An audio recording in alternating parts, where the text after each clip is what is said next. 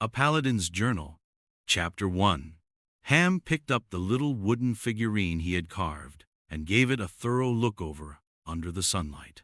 It still hadn't turned out as he had imagined. "Damn it," Ham complained. "What is it going to take to be as good as him?"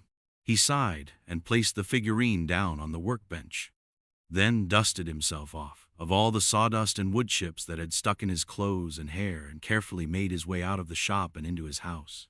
He didn't look around as he did it. He knew it was only going to make him feel worse. The entire shop was stuffed with various carvings, masterfully crafted by his father, to which his own didn't even hold a candle. He could hear his mother working in the kitchen. "Mother," he shouted, "I'm going out." "Where to?" she shouted back. "Lunch is almost ready. Gotta tend to Uncle Ragnar's animals. They left yesterday for Sand Dune Grove." "All right, but be quick, and see if you can find your father while you are at it," she said. "He should be near the church helping in the repairs there. Tell him to return for lunch as well." "Okay, I'll be back," Ham said while opening the door. "Love you." The sound of mayhem washed in.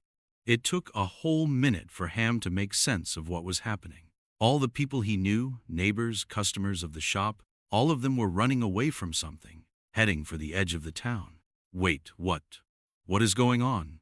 Ham heard himself mumbling as an unreasonable fear seized control of his body. "Mother, what is happening?" Fiona was already making her way out toward the door, having heard all the ruckus herself. She pushed Ham back behind her and stood in the doorway herself, taking in the scene.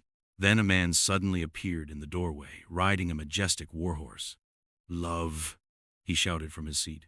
"Take Ham and anything else you need and run for the town's edge." "Enemies?" she asked, sounding surprisingly calm. "Yes," his father replied, equally nonchalant. "A hydra just appeared on the east edge." Then he turned his horse. "Make sure that everyone escapes before you leave," he shouted overhead as he galloped away, riding toward the said east. "But father," Ham shouted, coming out from behind his mother. But it was too late. He had already gone past the hearing distance. "Don't worry yourself, Ham," his mother said as she pulled him back into the house.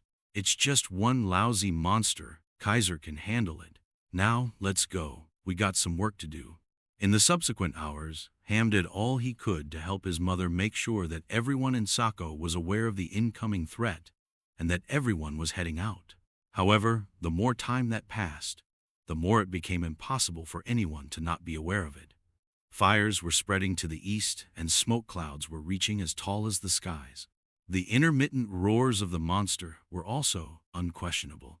Once in a while, one could also see one or more dragon-like heads flailing about in the skies over the Sako. It was also impossible for Ham to not be worried about his father's safety. Did he even have anyone to help him? Even Uncle Ragnar was out of town, one of the few people who he knew could support him, and the last he had seen Big Brother Bjorn was 4 years ago when he was leaving for the University of Magic, and there had never been any Dragon's Guard stationed here. To begin with, Sako wasn't a military town, it was the town of bazaars. What enemies was his mother even referring to? Eventually, the day had started leaning toward the evening, and except for a few stragglers, the town had completely emptied. And yet, the sounds of battle continued. As Ham and his mother stood there, a reddish haze coloring the sky, looking toward the central part of the town, a slow and horrible realization started dawning on them. Kaiser Stormborn, no matter how great a man, had been fighting too long. There was no human body capable of taking the kind of abuse he was being subjected to. His mother took his arm and unceremoniously started dragging him toward the town's edge. "Mom," Ham complained as he tried to dig his feet in the hard mud that made the roads of Sakoi. "Mother, no, we have to wait. You said yourself." "There is no way Father is losing to that thing." Fiona did not answer or look back at him, just kept on pulling him toward the town's edge. After a point, Ham gave up on trying to stop her, resigning to get his frustration out through tears that just refused to stop. He wanted to go to his father's help.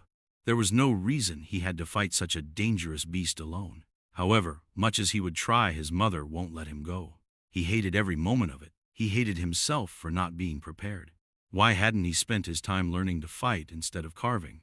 Why, the more he thought about the prospect of facing the creature, the more scared he felt. Why couldn't he be strong like his father? The entirety of the way Ham's eyes never left the road, hoping against hope to find any sign at all of his father returning. It did not appear, and they eventually reached the town's edge. Standing there, a little way off from the remaining residents of the town who stood huddled together, they looked back one final time, and a new wave of despair hit them. It was palpable, like water slowly filling their lungs, making it impossible to breathe. Their town, their homes were burning. A town known for its peace, its diversity, for crafts and its bazaars, now lay deserted, getting decimated by a mindless monster, and there was no sign of its savior anywhere. Then, just when it had started to seem hopeless, a bright white light suddenly lit the entirety of Sakoi, coming from the Church of Bahamut, where Kaiser had been holding the Hydra back. Glaring in intensity, it lasted only for a fraction of a second, and then disappeared with a vacuous sound. Ham drew in a sharp breath, as if revived by the light, and jerked his hand free of his mother's iron grip. He all but ran toward the burning town. "Ham!" his mother shouted before rushing after him, catching him before he could have gone any significant distance. "It was Father, Mom," Ham screamed. "Can't you see? He defeated the monster. He would be coming this way. Leave me, let me go help." She did not let him go, and this time it was Ham who dragged her back. For a 12-year-old Ham, it was all he could do to slowly drag his mother with him as she tried to stop him. He did not have any special powers. He wasn't strong like Uncle Ragnar or his father. Neither could he control plants and cast spells like Big Brother, but he could help his wounded father, and he was going to do it, no matter what. Their struggle went on for a little while, as both tried to outdo each other, but then there was a sound that made both of them stop. They could hear hoofbeats with occasional whinnying, and it was getting louder. Ham's eyes lit up, and the ember of hope that he'd been kindling in his heart blossomed into a raging inferno. There was no doubt in his mind. He knew it was his father. But still, as the hoofbeats came closer, both Ham and Fiona couldn't help but hold their breaths in anticipation, hoping to see the victorious face of Kaiser returning atop his horse. The smoke-filled haze and the ruddy light of the fires that still kindled made the visibility poor, but when the Paladin emerged out of it, the effect was equally enchanting. It was Kaiser's silver dragon, with his 2 swords and silver armor with Bahamut's crest, riding his brown warhorse, coming out of the battle victorious. After saving a whole town full of people and his own family, however, the moment the horse reached them, Kaiser simply fell, and the great sword sheathed at his back slid out of its sheath to rest at young Ham's feet. Looking at him, Ham could barely recognize him as his father, the honored champion of Bahamut.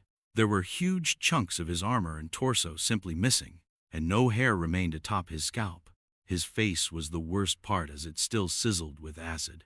In fact, he was barely breathing at all. It was some miracle that he had managed to even reach back to the edge of the town. His force of will was the only thing keeping him together. For Ham, it seemed like the whole world had fallen. He could not believe his eyes. That was simply not possible. That could never happen to him. There was so much that he wanted to learn from him. He needed him. "No, no, no, no," Ham mumbled as he dropped down to the ground. "No, this can't be happening. I am dreaming, am dreaming, am dreaming, am dreaming." Yet his hands worked on his own as he picked his father's head into his lap, his mother sitting right beside him, her hand resting on his father's chest. Kaiser looked at them both one last time and managed to muster just enough strength to say, "Run." Then he was no more. His last words were punctuated by a monstrous screech that echoed through the night. There was no denying it. It was the wail of a predator that had been wounded, one that had been denied its prey, and it was unquestionably back, and it was coming toward them.